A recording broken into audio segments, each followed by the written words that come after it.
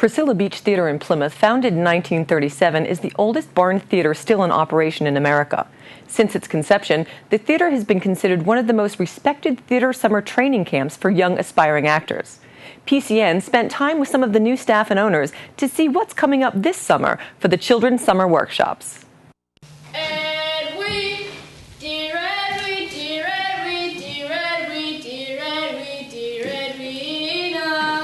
That I bought the theater a year ago last April, and the main focus obviously is the barn. So the barn was built in 1875. It was a real barn. This used to be the Taylor farm and the estate with many acres, and that was the barn where they had livestock in it. In 1937, Franklin Trask moved here and converted to a theater, a 225-seat theater.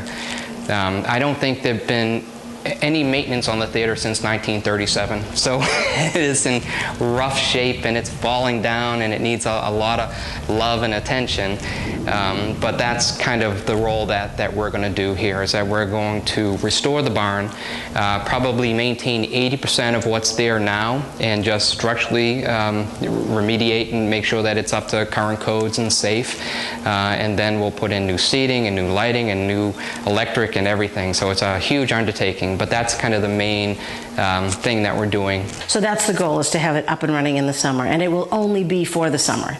It won't be in the winter. We'll still use the GMO black box.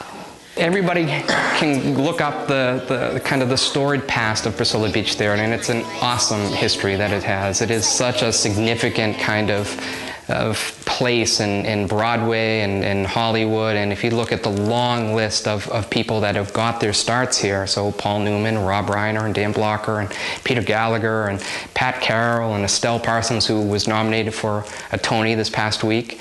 That alone, it gives you chills when you walk on this campus and you think about those people kind of learning their trades here and starting it. And it's, you know, it's very exciting to think that this was such a dominant kind of a player in the industry.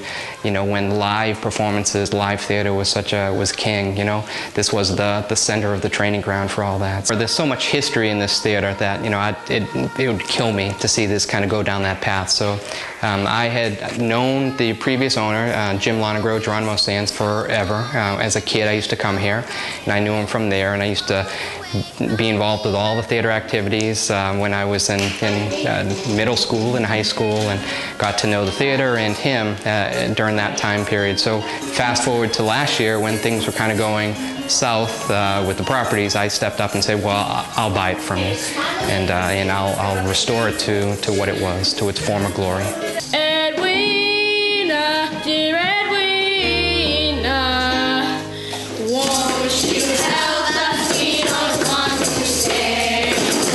And Plymouth is going through such a kind of a cultural renaissance.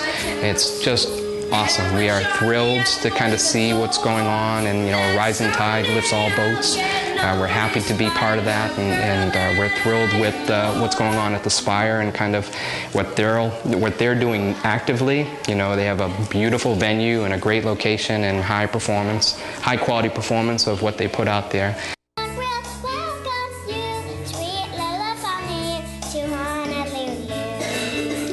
And Plymouth is an amazing place, but it is far away from Boston, and it's just this microcosm of all of these wonderful things, and now PBT is just adding to that. So I just think it's a diamond, no longer in the rough. So we're so grateful to the Malones for bringing it to the forefront again.